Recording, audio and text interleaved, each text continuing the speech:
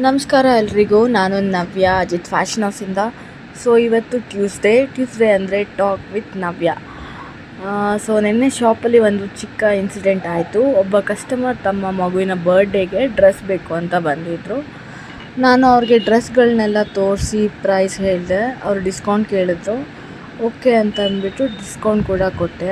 ಆಮೇಲೆ ಅವರ ವೈಫ್ ಬಂದರು. ಅವರು ನೋಡಿದ ತಕ್ಷಣ ನನಗೆ ಶಾಕ್ ಆಯಿತು, ಯಾಕೆಂದರೆ ಅವ್ರು ನನ್ನ ಹೈಸ್ಕೂಲ್ ಕ್ಲಾಸ್ಮೇಟ್ ಆಗಿದ್ದರು.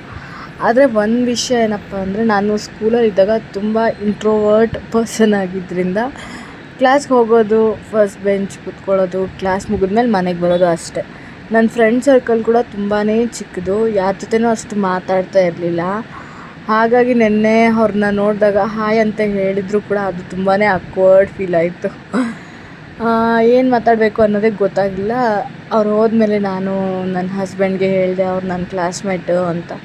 ಸೊ ಅವ್ರು ನಗ್ತಾ, ನೀನು ಸ್ಕೂಲಲ್ಲಿದ್ದಾಗ ಯಾರ ಜೊತೆನೂ ಮಾತಾಡಿರಲಿಲ್ವಲ್ಲ ಅಂತಂದ್ಬಿಟ್ಟು ಹಂಗೆ ಜೋಕ್ ಮಾಡಿದ್ರು. ಆಗ ನಾನು ಯೋಚನೆ ಮಾಡ್ತಾಯಿದ್ದೆ,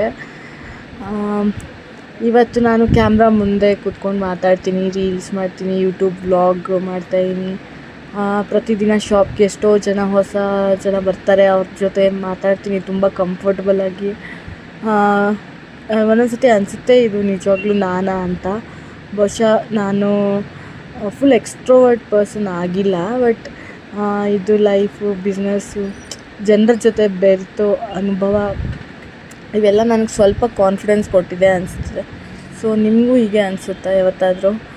ನಾವು ಚಿಕ್ಕವರಿದ್ದಾಗ ತುಂಬ ಇಂಟ್ರೋವರ್ಟ್ ಇದ್ವಿ, ಇವಾಗ ಸ್ವಲ್ಪ ಜನ ಜೊತೆ ಚೆನ್ನಾಗಿ ಮಾತಾಡ್ತೀನಿ ಅಂತ.